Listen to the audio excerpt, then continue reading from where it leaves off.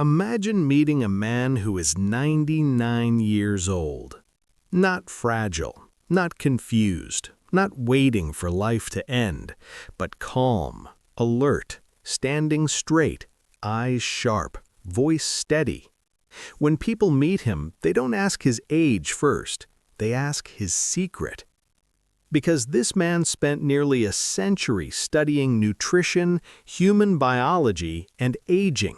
Not in flashy labs for headlines, not on social media, but quietly, patiently, observing what actually keeps humans alive longer and healthier.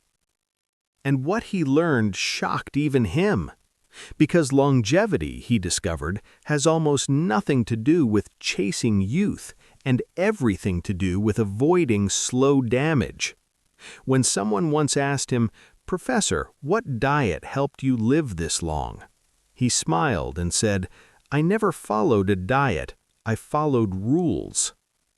The first rule was the one most people break every single day. He never ate until he was full. He stopped eating when he felt satisfied, but still slightly hungry, about 80% full. Not because of discipline, not because of suffering, but because biology doesn't reward excess. He used to explain it this way: every time you overeat, your body must work overtime to digest, store, and clean up the damage.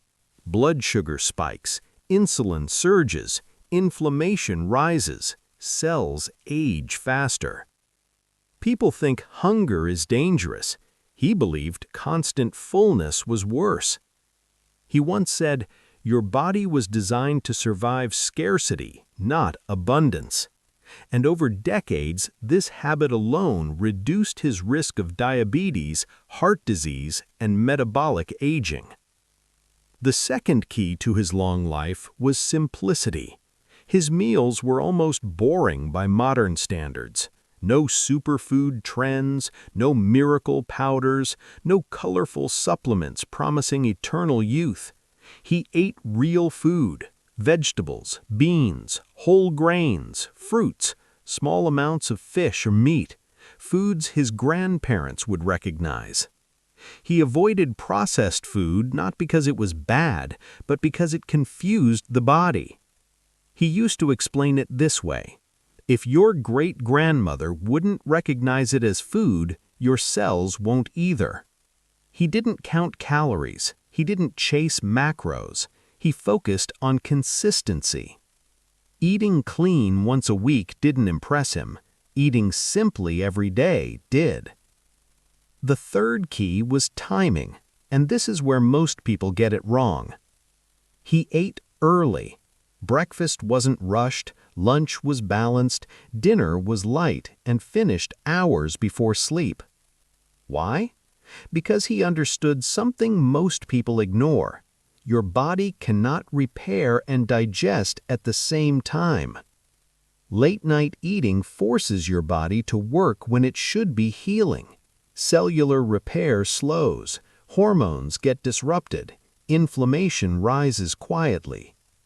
He once said, "When you eat late, you steal energy from tomorrow."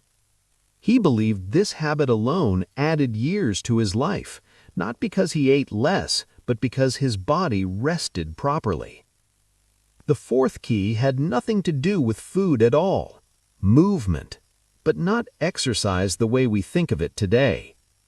He didn't go to gyms, he didn't lift heavy weights, he didn't run marathons.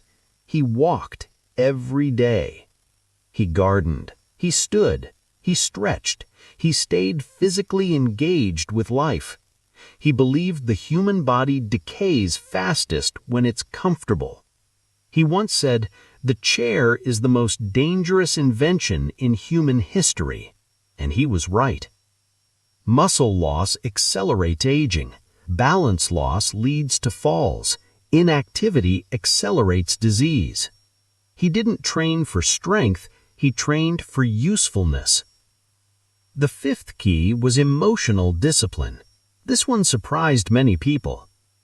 He avoided anger, avoided unnecessary conflict, avoided holding grudges. not because he was weak, but because he was smart. He understood that stress ages the body faster than sugar, fat, or salt ever could. Chronic stress raises cortisol. Cortisol damages blood vessels. It weakens immunity. It accelerates brain aging.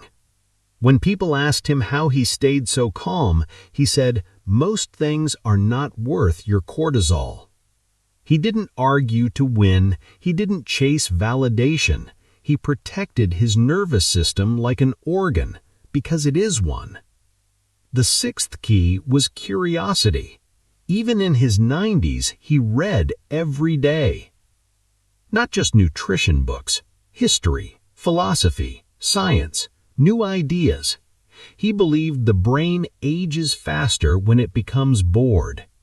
He once explained that the mind needs challenge the way muscles need resistance. Mental stagnation, he warned, shows up physically. People think dementia appears suddenly. He believed it builds quietly when curiosity dies. Learning kept his brain young, not because he was smart, but because he stayed interested. The seventh key was consistency, not perfection. He never believed in detoxes. He never believed in resets. He believed the body responds to patterns, not events. Eating vegetables once doesn't help. Eating them for 40 years does. Skipping movement one day doesn't matter. Skipping it for decades does. He used to say, "Your body keeps score, not of what you do sometimes, but of what you do most of the time." And that mindset freed him from guilt and extremes. He didn't punish himself for mistakes. He simply returned to his habits, and that made them sustainable. The eighth and final key was the most powerful of all: purpose. He woke up every morning with a reason to stand up, a reason to think, a reason to care, a reason to contribute. Even in old age, he mentored students. He wrote notes. He reflected. He stayed engaged. He believed the body follows the mind. When purpose disappears, decline accelerates. He once said, "Retirement is dangerous when you retire from meaning." People think longevity is about adding years to life. He believed it was about adding life to years. At 99 years old, he wasn't trying to live forever. He simply never rushed toward death. And that may be the real lesson. Longevity doesn't come from one supplement. It doesn't come from one workout. It doesn't come from one perfect diet. It comes from small decisions made daily, quietly, for decades. And the beautiful part? None of these habits require money. Only awareness, only patience, only respect for the body you live in.